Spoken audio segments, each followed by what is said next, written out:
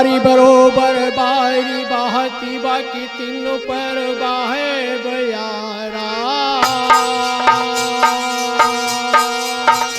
भैया रघुबर पार करा मोई नैया की सबकी अवोरिया भाई सबकी अवोर निहार बनी कागज वाली नैया हे तारा से बाहे बयार ऊपर से बरसे दैया भाई कहो गिरधर कविराज नाथ तुम ही हो के वैया हे अवघड़ घाट लगाय पार नावा भैया।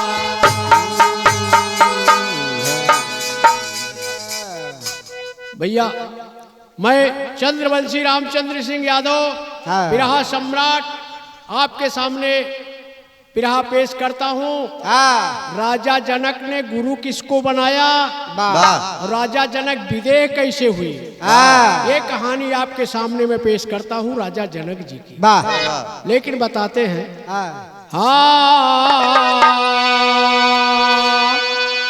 राजा जनक किए ऐलान हमका जवन सिखावे ज्ञान देवे मुँह मांगी दौलत श्रीमान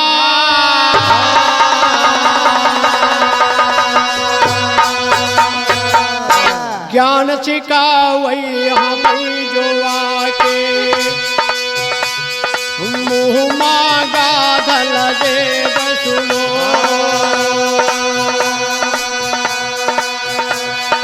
ज्ञान मजीत तो धन पावे हारे तो जाई के गान सुनो। हाँ सब प्रकार कई से वजह लमा होवेगी फिर माल सुनो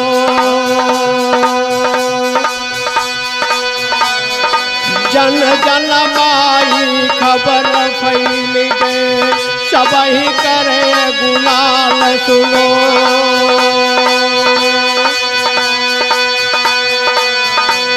राजा जनक अपने राज्य में डुग्गी पिटवा देते हैं कि जो मुझे ज्ञान में हराएगा और मेरा गुरु बनेगा उसको मैं मुँह मांगा दान दूंगा, जो चाहेगा वो दूंगा।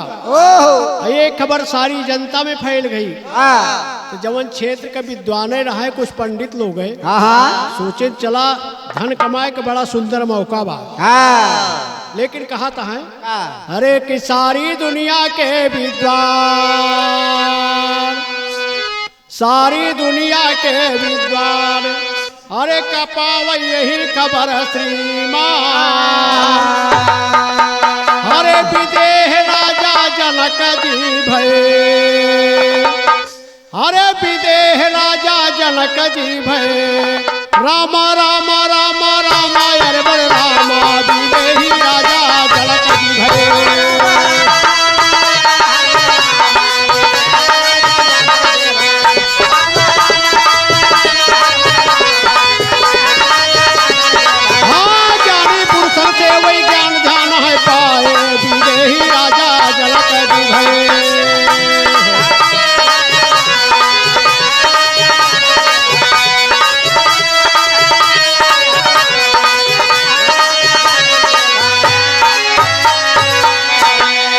राजा जनक जी अपने दरबार में जितने उनके दरबार के गणमान्य व्यक्ति थे सबको बुला के रोज बैठ रहे हैं, दरबार लगा रहे हैं और उनसे शास्त्रार्थ करने के लिए बड़े बड़े पंडित आ रहे हैं। लेकिन गाना का लाइन भाई लटका बा पंडित जे दरबार बयावे शास्त्रार्थ राजा से लगावे हरे ज्ञान माना जीते जावे बंदी खाना वाला ज्ञान माना जीते जावे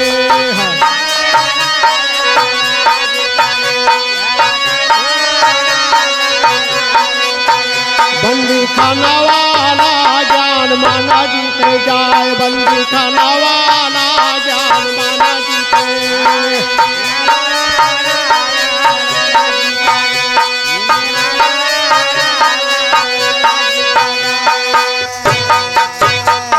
यही तरह बहुत विद्वान गए जेल दरमियान गए गए है कोहड़ मुनि गए है कोहड़ मुनि जी तो जेल खाना वाला गए कोहड़ मुनि जेल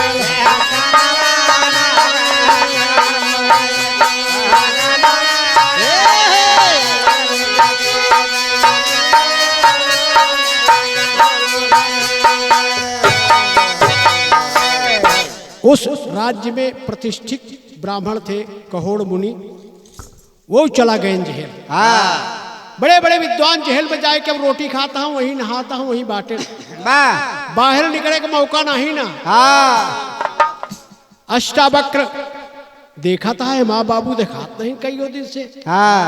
अपनी महतारी से कहा था अम्मा कहीं कहा कहीं बाबू कहाँ गए।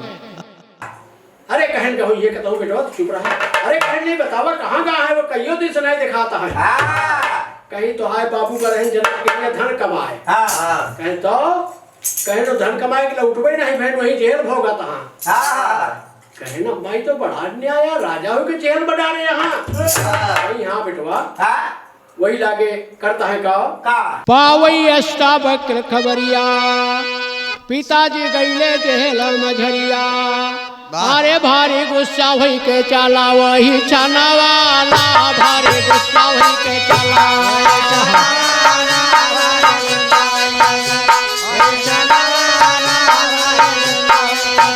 वही छाना वाला भारी गुस्सा वही के चला वही छाना वाला भारी गुस्सा वही के चला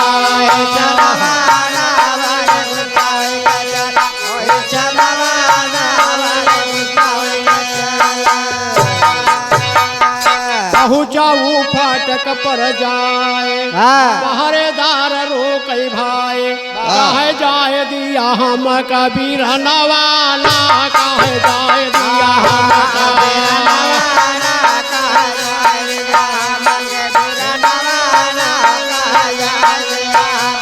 बीरा नवाला कहे जाए दिया हम के बीरा नवाला कहे जाए दिया।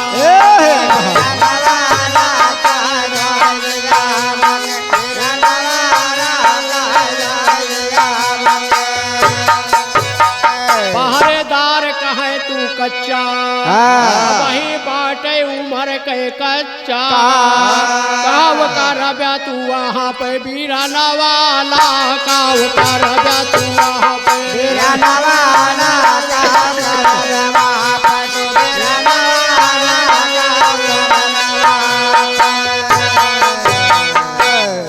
कहा था है पहरेदार अब है तू गदेला बाटा और तू का कर बे हुआ जाए के। अरे हुआ बड़े बड़े विद्वान जेल भोगत कहे नरे उमरिया पे जिन जा हमारे कमुआ पे हमका जाना। लेकिन कहत कैसे भाई भैया हमारे बचपन पे ना जाओ बाबा ज्ञानी उम्र से नहीं भाई हमका जाए दिया माना मोर कहा नवाला हमका जाए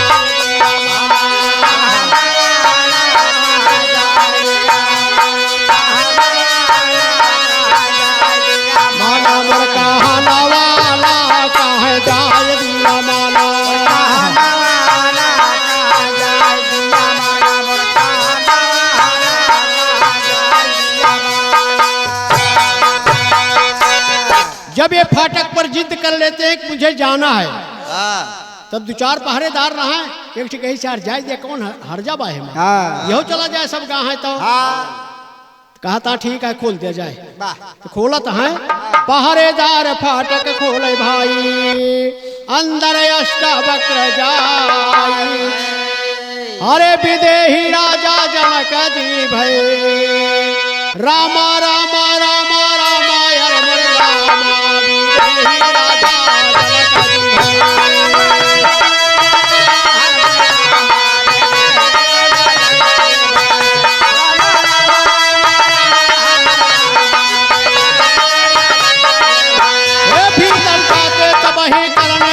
हसाई विदेही राजा जनक जी भई।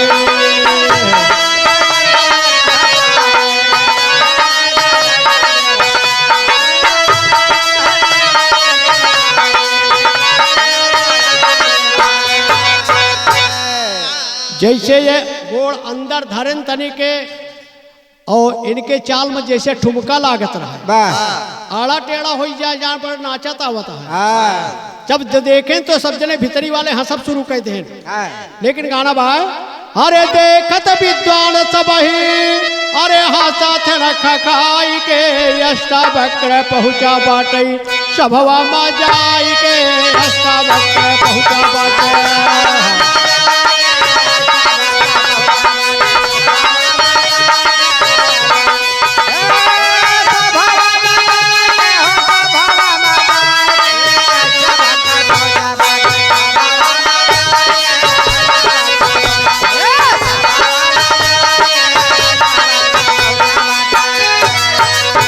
अरे देखत अष्टावक्र ठाड़ रहे वही छानवा, अरे हंसना जो बंद किए सब जन विरान।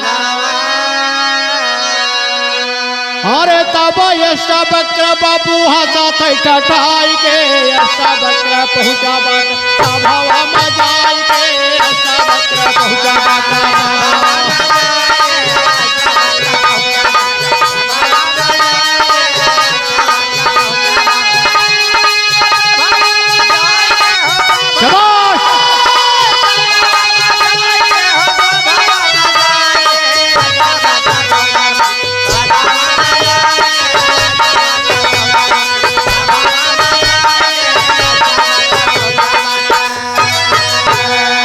हंसना बंद किए तब जनक बतलाए, अरे काहे का तू हंसा भैया दिया बतलाए,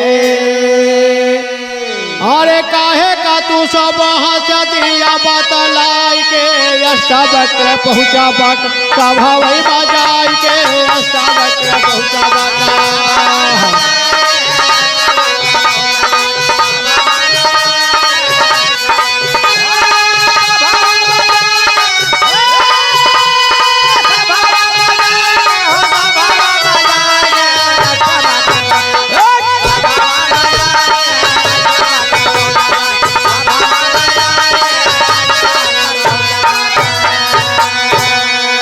राजा जनक पूछते हैं, भाई तुम क्यों हंसे, तुम्हारे हंसने का क्या कारण है। अष्टावक्र बोला, तुम क्यों हंसे, तुम्हारे हंसने का क्या कारण है। अब राजा जनक भी फंस गए, अब क्या बताए कि मैं क्यों हंसा। तो बता रहे हैं, कहा तहा जवान तुहार दहिया 8 तरफ घूमी है, यही देख के हम सब हंसे हैं। लेकिन बता रहे हैं, कहा तोहरी 8 तरफ झुकी बा शरीरिया, अरे यही से हंसे लाल सुनिला खबारिया, अरे काहे का तू हंसा दिया हम समझाई के, अष्टावक्र पहुँचा बाट सभवा बजाई के, अष्टावक्र पहुँचा बाट।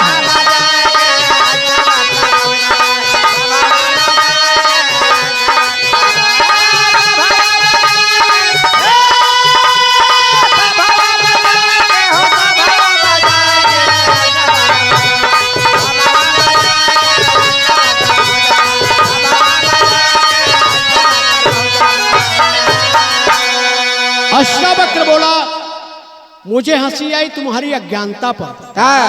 अरे मैं तो समझ के चला था कि राजा जनक की सभा में विद्वान बैठे होंगे, अरे जब तुम्हारे जैसे मूर्ख बैठे हैं इस सभा में तो मुझे हंसना आ गया। बोले हम मूर्ख हैं, बोले नहीं तो क्या है, अरे तुमको हमारे ज्ञान से सीखना चाहिए था, हंसना चाहिए था, तुम्हारे शरीर देख रहे हो। तब चुप हो गए सब। अष्टावक्र फिर बोलता है, कहा अष्टावक्र हमें अपंग नहीं ज्ञानी, अरे तोहरे सब कई बाट बबुआ बुद्धि न साई, अरे बुद्धि गंवाई बैठा सभवई माई के, अष्टावक्र का है बाबू सभवा मजाई के, अष्टावक्र।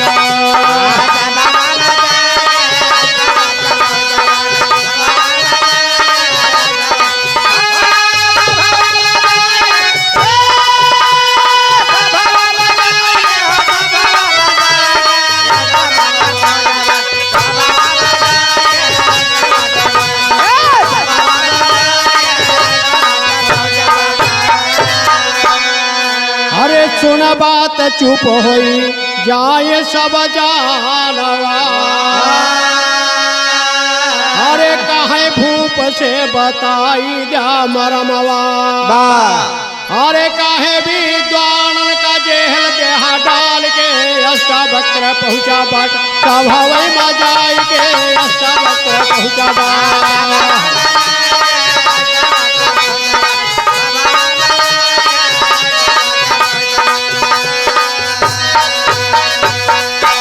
अष्टावक्र बोला, अरे तुम लोग स्वयं तो अज्ञानी हो, अरे तुम ज्ञानियों की परीक्षा लेने बैठे हो। तुमने कौन से ज्ञान से उनको फेल कर दिया, उनको जेल तुमने भेज दिया। अब इनके दरबार में जितना बैठा रहा है सब चुपचाप हो गए। राजा जनक भी चुप हो गए। बोले तुम मेरे सवालों का जवाब दो, तुम्हारे पास कौन सा ज्ञान है। तब अष्टावक्र बोलता है, राजा जनक कहीं पर न पूर्ण कर पाए। जनक जी कहते हैं वैसे में जो उन बुलाए रहे हैं सवाल का जवाब नहीं दे पाए, ऐसे उनका अंदर डाले हैं। कहे नहीं तो है बुद्धि है, तू जवन पूछा वो का दे बाकी नहीं तो कहत बाय राजा जनक कहीं पर न पूर्ण नहीं कर पाए। अरे यही से जेल में उनका डाले सुना बात मन लाए। अरे विदेही राजा जनक जी भय रामा रामा रामा रामा यार मर रामा। विदेही राजा जनक जी भय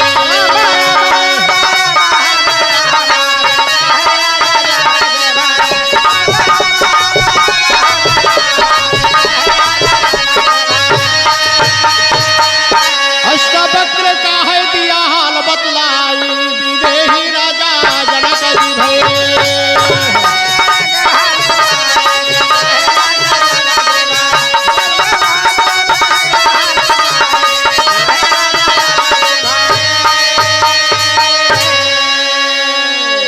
लचका में है गाना। अरे तुम सब मूर्ख बैठे सभा में, अरे तुम सब मूर्ख बैठे सभा में, हम पै हंसी तू उड़ावाला राम। हम पै हंसी तू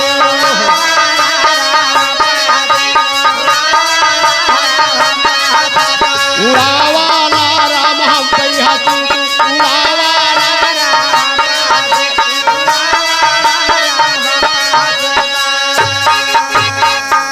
अरे जहाँ होई के चाही ज्ञान के चर्चा, जहाँ हमका होई के चाही ज्ञान के चर्चा। अरे वहाँ तो हमें देखी कुछ भावाला भैया, वहाँ हमें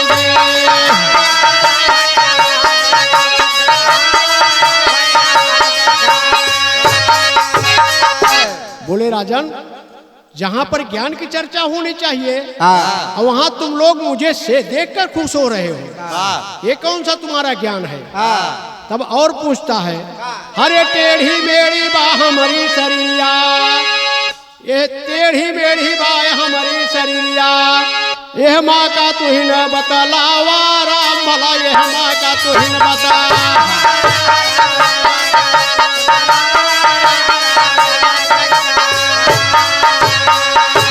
हमारे शरीर टेढ़ मेढ़ है तो हमारा कौन दोष है और तू हमका बतावा। तब राजा साहब चुप हो जाते हैं और कहता है, अरे तुम सब मूर्ख बैठे सभा में, अरे ज्ञान इनका बंदी बनावा ला भैया। ज्ञान का बंदी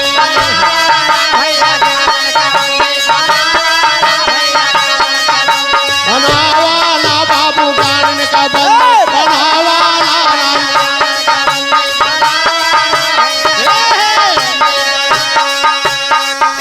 ऐसी बचनिया सुनई राजा जनक, मनमा दुखी भई जावाला भैया। मनमा दुखी भई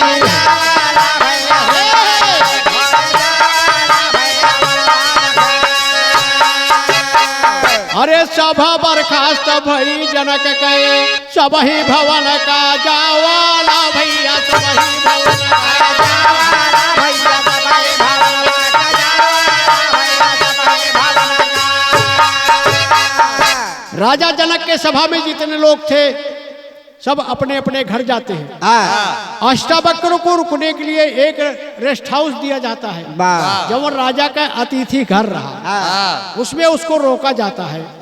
अंतःपुर महाराजा जनक जी, अरे अष्टावक्र का रोका वाला भैया, अष्टावक्र का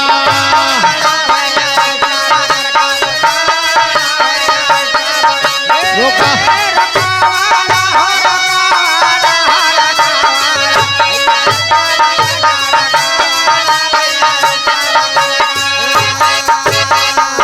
अरे सेवा सत्कार करे मुनि के, अरे राजा के नींद नहीं आवाना भैया, राजा के नींद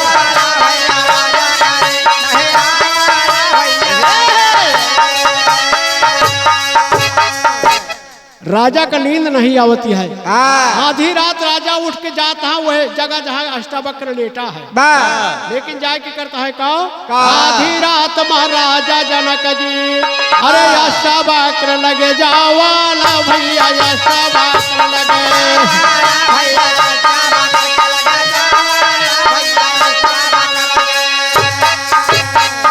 अरे राजा जनक कहीं अष्टावक्र से, अरे हमें विश्वास अब भावाना भैया, हमें विश्वास अब।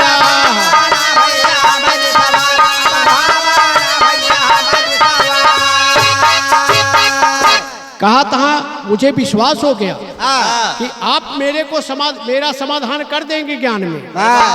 अष्टावक्र बोला ठीक है, लेकिन अभी तो आप घर जाइए। कहता है अरे तोहसे समाधान हमका होए, अरे हमका तू चियला बनावाला भैया, हमका तू चियला।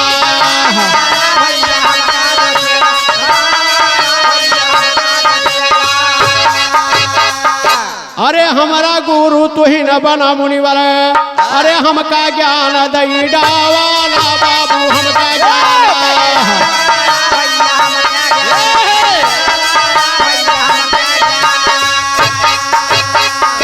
अरे अष्टावक्र का है ज्ञान हम देवई, अरे दक्षिणा पहले चुकावाला बाबू, दक्षिणा पहले।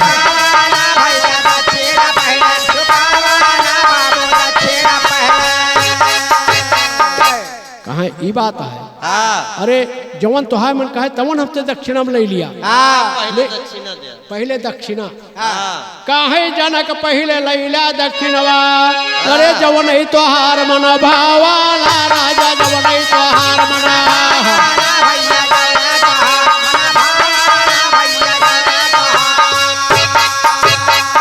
सोना चांदी हीरा मोती जवन मन कहे लई जावाला भैया, जवन मन कहा।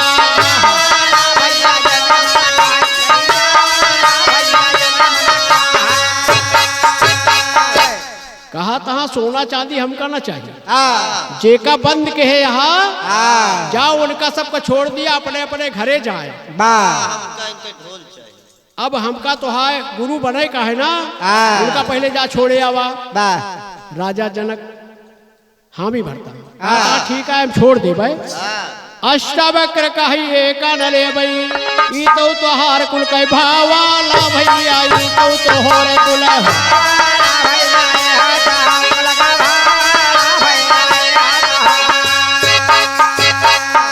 कहा था तोहार थोड़ा वा सोना चांदी, अरे तो तोहरे आजा पुरखा के आटे, तोहरे आल औलाद के आटे, तो हाई ना बाटे। कहन तो कहन हमका ऊ दिया जवन तोहार आटे, जवन तोहार होए वही दिया हमका, तब तो जनक चकरावाला भैया, तब तो जनक।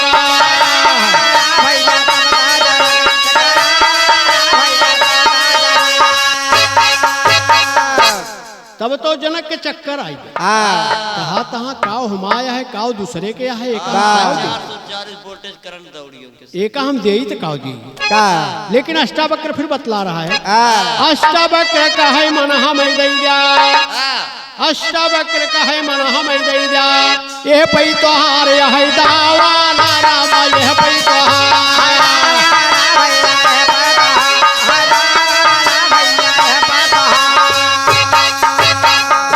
एक सप्ताह के बाद मैं आई के, अरे तू ही ज्ञान दई जावाला भैया तू ही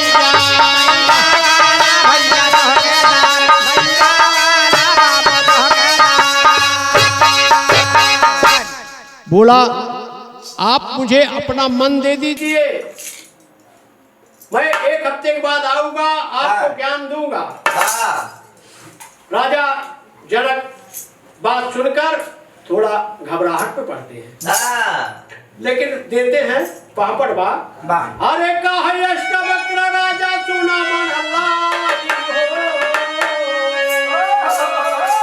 अरे कहे अष्टवक्र राजा सुना मन लाई हो, मन हबका दंजा राजा ध्यान लगाई हो।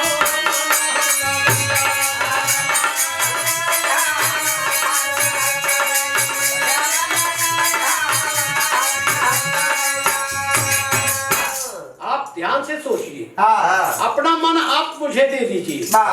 तब कहते हैं अरे मन ही हमार मान लिया कहाँ,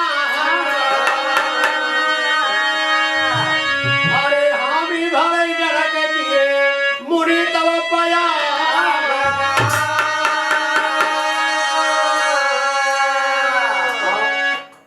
मुझे अपना मन दीजिए, भरे। बोले ऐसा है, आप 1 हफ्ते तक कोई जजमेंट नहीं लेंगे, आप कुछ भी नहीं सोचेंगे, आपके दिल में कोई विचार नहीं आएगा जब तक मन मेरे पास है। राजा बोले ठीक है, मैं कुछ नहीं करूंगा। बोले ठीक है। सब मुनियों को छोड़ दिए, अष्टावक्र मन लेकर चला जाता है। तब कहते हैं अपने पिता का लिया जेल से छुड़ाई हो,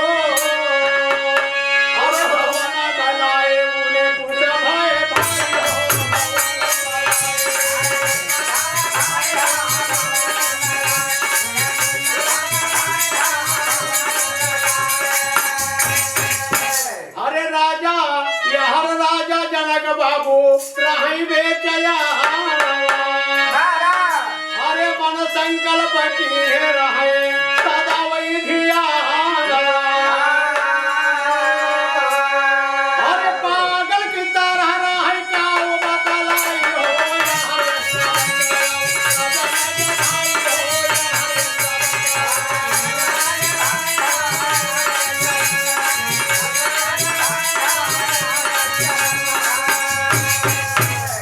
यार 8 दिन बीते, अष्टावक्र राजा के पास आता है। राजा एकदम पागल जैसे हो गए हैं, कुछ नहीं बोल रहे हैं, किसी की सुन नहीं रहे हैं, किसी को कुछ कह नहीं रहे हैं। मन उसके पास दिए हैं, ध्यान है कि मैं अपना मन संकल्प कर चुका हूँ, कुछ नहीं कर रहे, केवल मन कहता है खाना खाते रहे, वो भी नहीं खाते। लेकिन बताते हैं कहा अष्टावक्र राजा कुशल जा बता, अरे कहा जनक मन तोहरे बस में है भाई,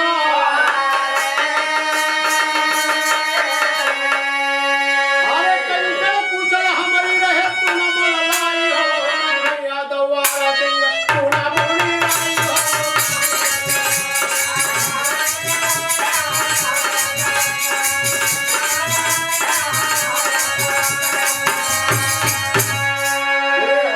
हमारा मन तो आपके पास है, मेरे को क्या है, जो आप कहेंगे वही हमारे लिए सत्य है।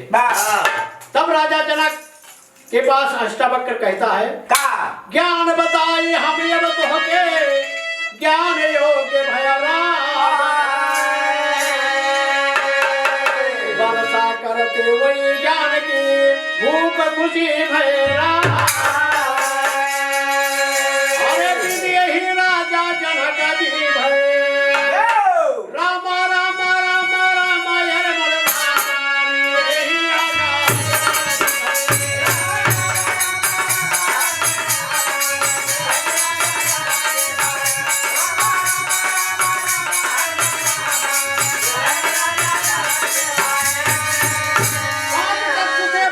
मानव कैसारी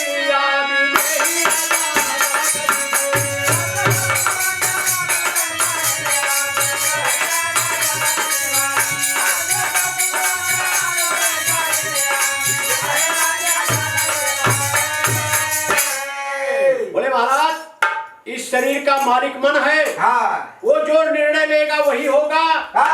ये शरीर 5 तत्व से बना हुआ है। राजा को विभिन्न प्रकार का ज्ञान देकर उनको अपना चेला बनाता है। राजा अपना गुरु मानते हैं चक्र को, और राजा जनक यही से विदेह उनका नाम पड़ा, क्योंकि 8 दिन तक उनको कुछ करने की क्षमता नहीं थी उनके पास। विदेह हो गए थे, कुछ सोच समझ में नहीं आता था। लेकिन अपने गानक लाइन बात, अरे यही रे पिंजड़ावा, अरे यही रे पिंजड़ावा, मन सब के राजा यही रे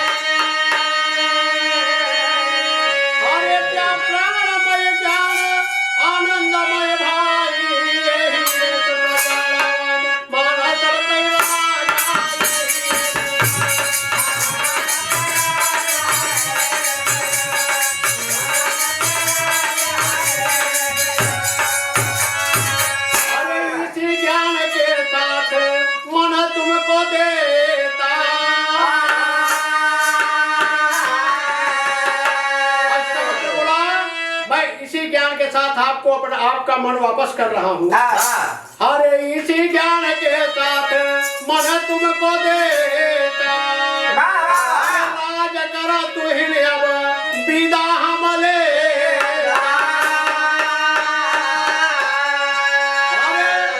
अरे लिया बन अपना अष्टवक्र कहलाई,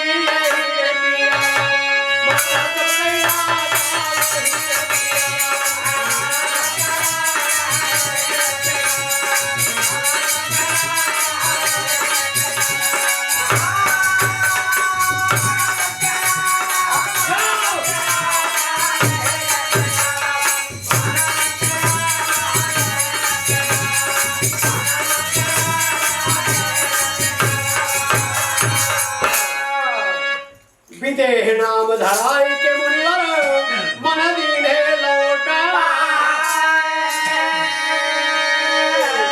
अरे देही से विदेह बहिले वही जनक जी भाई, अरे विदेही राजा जनक जी भय।